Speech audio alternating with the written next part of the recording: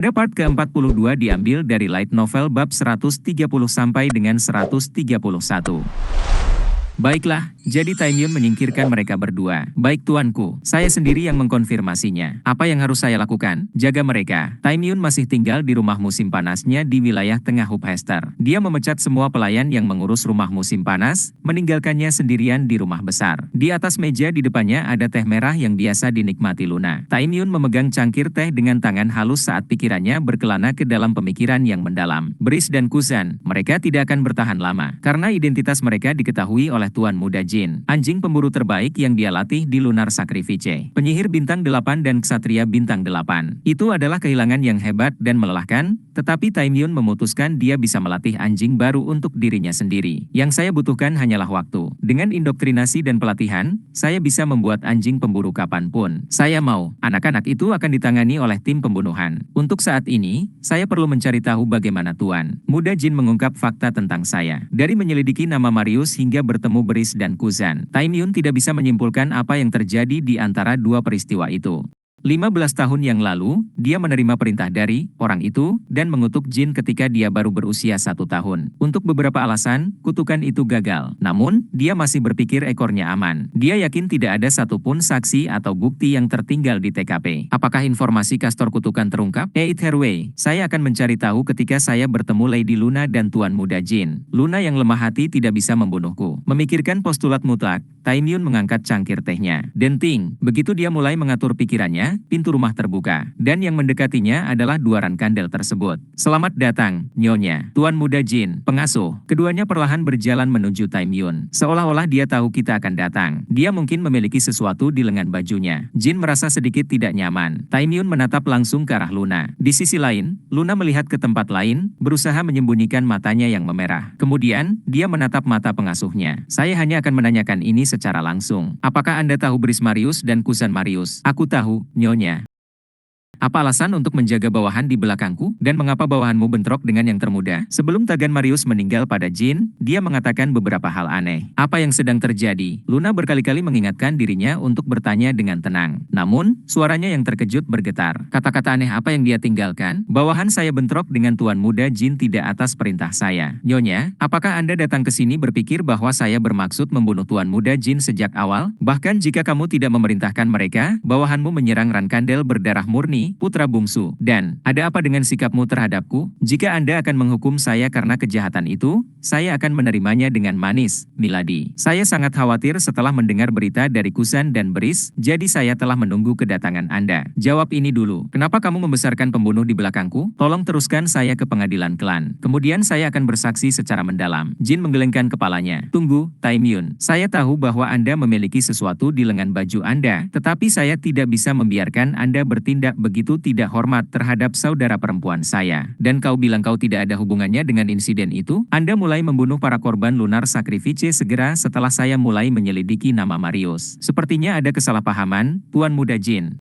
Ya, saya berharap ada. Dengan pertimbangan saudara perempuan saya harap Anda tidak terkait dengan Bladet Illusion. Sebelum Tagan Marius meninggal, dia memberikan banyak petunjuk, loh, sama halnya dengan Dan Marius, yang selamat. Dia menyebutkan nama kutukan itu, Bladet Illusion, dengan sengaja. Itu adalah nama yang Luna, Gilly, Murakan, semua orang dan ibu mereka tahu. Taimyun berhenti sebelum menatap Jin. Mengapa? Apakah Anda pikir itu aneh bahwa saya memiliki kenangan tahun pertama kehidupan saya? Saya seorang kontraktor, saya tidak mengingatnya, tetapi dewa saya sepertinya mengingat apa yang terjadi di buayan di Kastil Storm. Itu bohong. Jin belum pernah mendengar suara Solderet sejak dia regresi. Namun, Taimyun tidak bisa menganggapnya sebagai kebohongan. Jadi itu sebabnya, Tuan Muda Jin sudah dipilih oleh Solderet saat itu. Seorang penyihir tidak mengungkapkan informasinya. Dewa memberitahunya sendiri. Kemudian, setelah dia bertemu Lady Luna di Storm Castle, dia mulai mencari pelakunya. Kehadiran Tuan Muda Jin bukanlah suatu kebetulan. Mencari Tagan Marius di Akin, dia menempatkanku sebagai tersangka sejak awal. Mengkonfirmasi pengetahuan Jin saat ini, Taimyun menahan tawanya. Datang jauh-jauh ke sini sangat mengesankan, tetapi Jin tidak memiliki bukti meyakinkan yang nyata. Tagan dan tidak tahu secara spesifik tentang kutukan itu. Jin mengatakan kebohongan yang dangkal. Sampai sekarang, dia tidak bisa melakukan apapun padaku. Di sisi lain, Jin memiliki banyak kelemahan, menggunakan sihir dan menjadi kontraktor solderet serta melanggar banyak aturan sebagai pembawa bendera sementara. Time Yun tahu semua itu. Aku mengerti, Tuan Muda Jin. Menjadi kontraktor adalah hal yang luar biasa. Bahkan sebagai Rankadel. Tapi kenapa itu berhubungan denganku? Apakah Anda mungkin mengatakan bahwa saya melemparkan kutukan kepada Anda? Itu pertama kalinya aku mendengarnya hari ini. Tidak tahu, kami akan segera mengetahuinya. Saya akan bersaksi dengan jujur di pengadilan klan. Sementara Luna tetap terdiam, Jin melangkah maju. Pengadilan klan, sepertinya Anda salah, Time Yun. Melihat bahwa Anda terus-menerus mengacu pada pengadilan klan, tampaknya Anda memiliki banyak bawahan di rumah. Utama juga, Anda akan diselidiki di bawah perintah pribadi saya. Time Yun mengerutkan alisnya. Apakah Tuan Muda benar-benar memiliki kekuatan itu sebagai pembawa bendera sementara? Nyonya, ini di luar yurisdiksinya. Jika Anda akan menghukum saya, wanita itu harus melakukan tindakan seperti itu. Saat sidang dimulai, saya juga akan menyebutkan pertemuan Tuan Muda dengan pengasuh.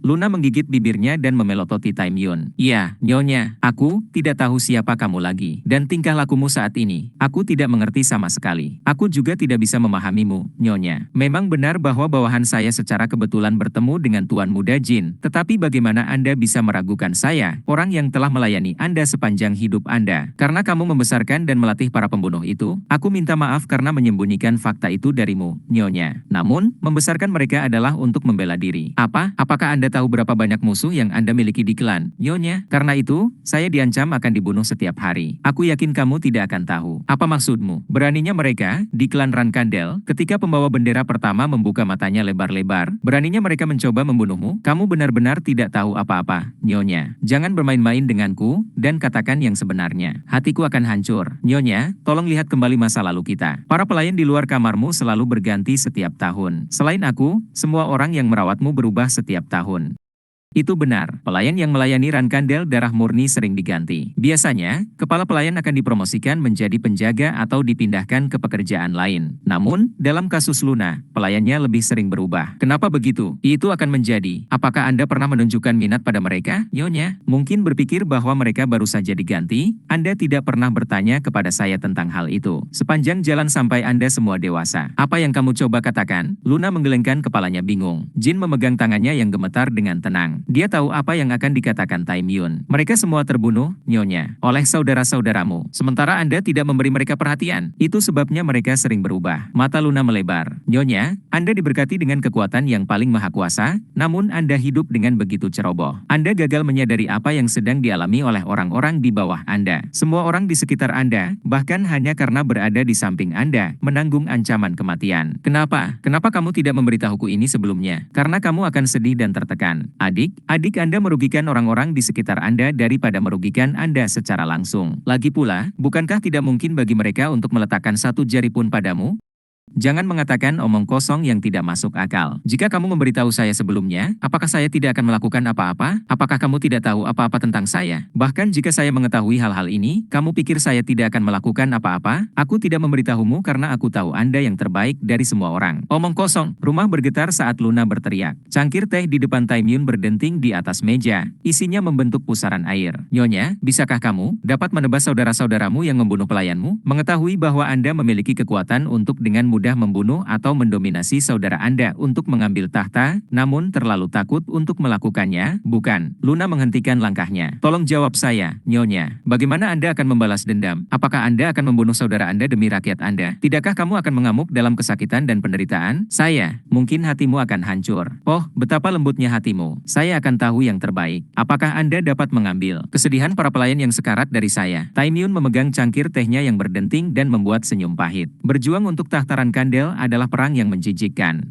Dan saat Anda melangkah keluar, semua orang Anda menjadi sasaran mangsa. Nyonya, Anda seharusnya tidak menyerahkan tahta. 35 tahun yang lalu, pada hari dia menjadi pengasuh Rankandel, Time Yun merasakan kekuatan sejati untuk pertama kalinya. Orang-orang berkuasa di kerajaan Delki yang memperlakukan dia dan saudara-saudaranya seperti anjing atau entitas yang lebih rendah, memujanya. Time Yun merasa ingin muntah melihat pemandangan yang lucu itu. Dia mengalami kehidupan yang sama sekali berbeda dari saat di Lunar Sacrifice, di mana dia hidup di bawah kondisi yang layak huni. hidup itu menyenangkan. Saya harus menjalani kehidupan yang mengerikan sebagai seorang anak, tetapi begitu saya mulai terbang, saya mendapati diri saya merawat anak sulung klan Rankandel. Taimyun berpikir sambil menatap Luna, yang baru saja lahir. Bukan karena iri, dunianya sekarang terlalu besar, dan dia bersyukur telah menjadi pengasuh Luna. Di atas segalanya, dia terkejut bahwa seorang anak bisa begitu hangat dan penuh perhatian. Ketika dia memeluk anak-anak di pengorbanan bulan, mereka semua adalah mayat yang dingin dan keras. Sebaliknya, kehangatan Luna yang tak terbayangkan mencuri hatinya. Dia tidak percaya betapa cepatnya dia terombang-ambing olehnya. Dan segera, Taimyun mencurahkan semua cintanya yang tulus kepada Luna.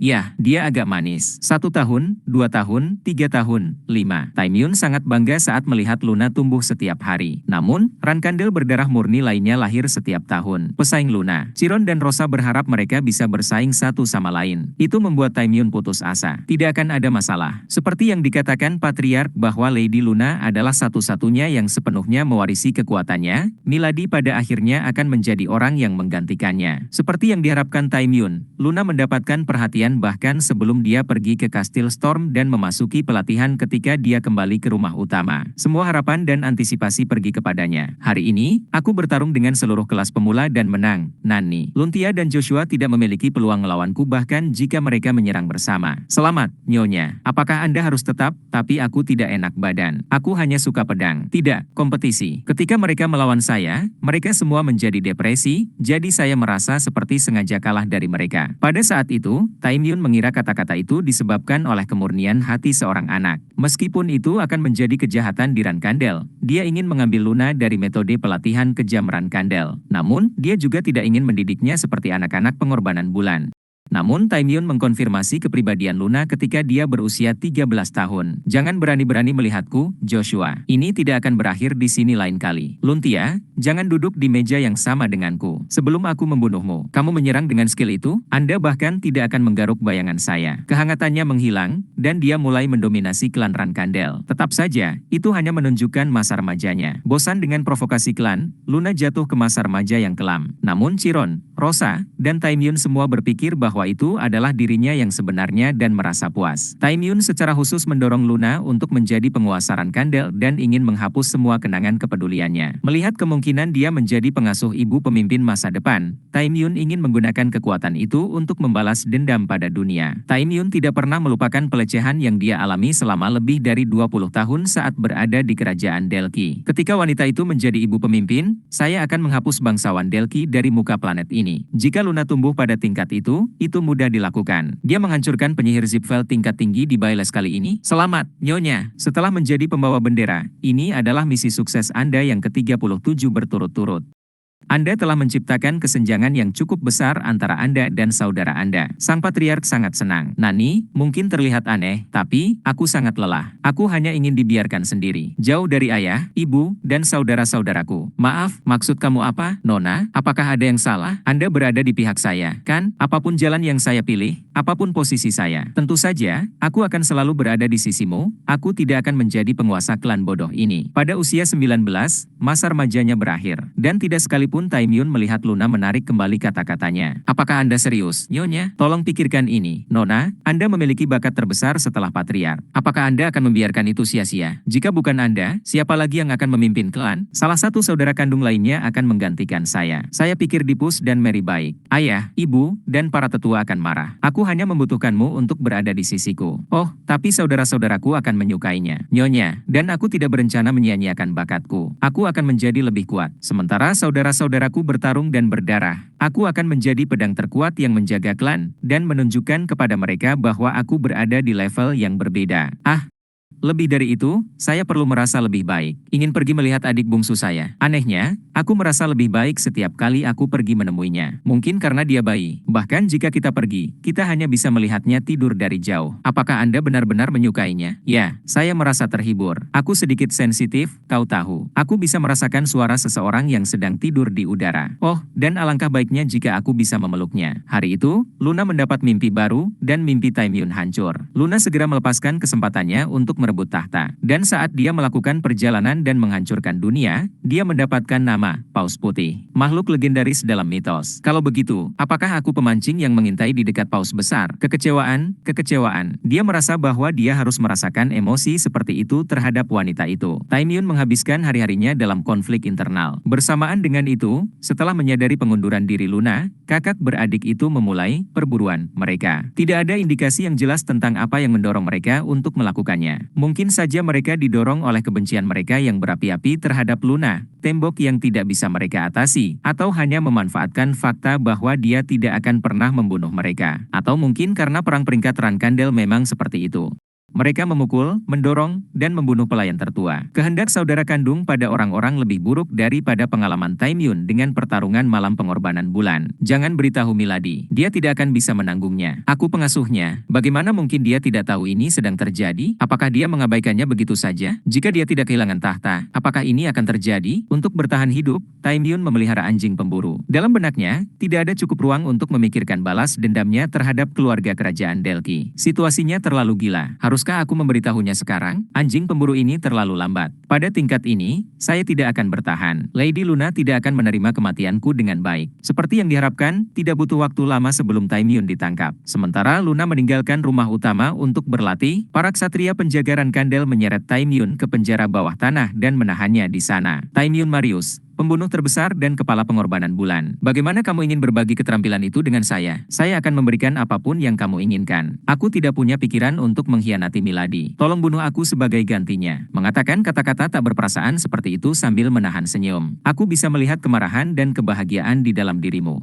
Di tempat itu, Taimyun bisa mendengar suara penyelamatan. Memperingati waktu itu, mata Taimyun menyipit. Meski begitu, aku tetap mencintaimu, Milady. Meskipun aku menyakitimu, kamu bisa tetap hidup dan sehat karena aku berdiri bersamamu hari itu. Dia menghela napas dalam-dalam dan berdiri untuk berjalan saat dia berbicara. Aku yakin ini mengejutkan. Sebelum aku mati, bahkan setelah aku mati, aku berharap kamu tidak akan pernah menemukan kebenaran mengerikan seperti itu lagi. Pengasuh, dan apapun alasannya, memang benar aku telah membesarkan bawahan di belakangmu dan beberapa dari mereka bentrok dengan Tuan Muda Jin. Bahkan jika itu bukan atas perintahku, budakku yang menyerang Rankandel berdarah murni adalah kejahatan terburuk dari mereka semua. Pengasuh, saya tidak punya pikiran untuk tidak membayar harganya. Karenanya, saya sudah melaporkan kejahatan saya ke rumah utama. Sekelompok langkah kaki bergema di balik pintu. Ksatria penegakan, orang-orang yang menghukum mereka yang melanggar hukum klan Rankandel. Mereka datang setelah menerima laporan dari Taimyun. Dia merencanakannya sebelum kakak sulung dan aku datang. Dia mengatakan omong kosong, tapi dia yakin dia akan selamat dari persidangan. Jika kami tiba sedikit lebih lambat,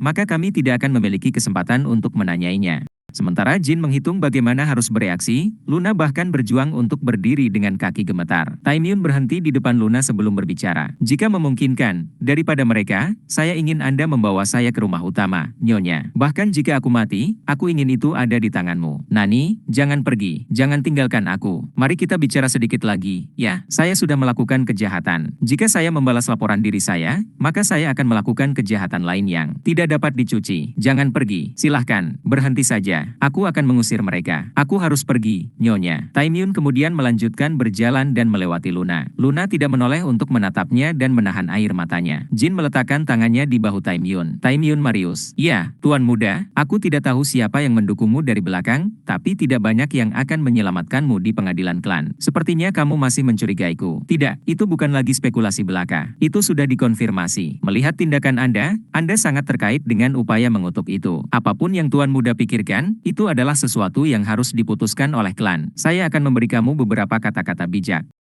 Kamu pikir atasan kamu akan menyelamatkan kamu setelah kamu mengekspos begitu banyak kepada saya dan saudara perempuan saya. Jika kamu mengikuti mereka, kamu akan mati. Apapun yang terjadi, kamu mengucapkan kata-kata aneh. Tidak termasuk Lady Luna, tidak ada seorang pun di belakangku. Kematian atau siksaan, apakah menurutmu aku takut akan hal-hal seperti itu? Ya, kamu memang terlihat seperti itu. Kamu terlalu banyak bicara untuk seseorang yang siap mati. Taimyun hanya menatap Jin selama 2 detik sebelum menggelengkan kepalanya. Saya tidak akan mengatakan apapun yang akan akan merugikan Anda saat berada di pengadilan, Tuan Muda Jin. Saya pikir itu yang terbaik untuk Milady. Pintu rumah terbuka, dan 5 ksatria penegak muncul. Pada saat yang sama, Jin mengaktifkan rune Myulta dan menutupi wajahnya. Sementara mereka mendekati Taimyun. Jin dan Taimyun berpikir, jika Taimyun mati, menyelidiki kutukanku akan semakin sulit. Sebelum dia sampai ke rumah utama, aku harus meyakinkan kakakku untuk mendapatkan Taimyun kembali, bahkan jika itu harus menyerang para ksatria. Fufu, yang sangat cerdas. Ya, mereka bisa mengusirku. Namun, bahkan jika mereka melakukannya, aku akan diselamatkan oleh fakta bahwa Tuan Muda dapat menggunakan sihir dan telah berkomunikasi dengan Solderet. Taimyun memberikan tangannya kepada para ksatria penegak untuk menunjukkan bahwa dia tunduk pada penangkapan mereka. Dan Jin tidak melewatkan ksatria di sebelah kirinya yang memperlihatkan belati yang tersembunyi di gauntletnya. Mereka tidak pernah datang untuk mengantar Taimyun ke rumah utama. Mereka akan membunuhnya tanpa membawanya ke pengadilan. Tidak, mereka bukan ksatria penegak hukum sejak awal, tapi pembunuh yang menyamar. Mereka datang untuk menyingkirkannya. Kakak tertua, saat Jin melesat seperti peluru dan berteriak, para pembunuh menyerang tenggorokan Taimyun. Dia juga mencabut belatinya, bertujuan untuk menangkis belati pembunuh dengan belati lemparnya. Namun Dentang, bergerak dengan kecepatan cahaya, Luna sudah memenggal kepala para pembunuh lain yang baru saja mulai menghunus pedang mereka.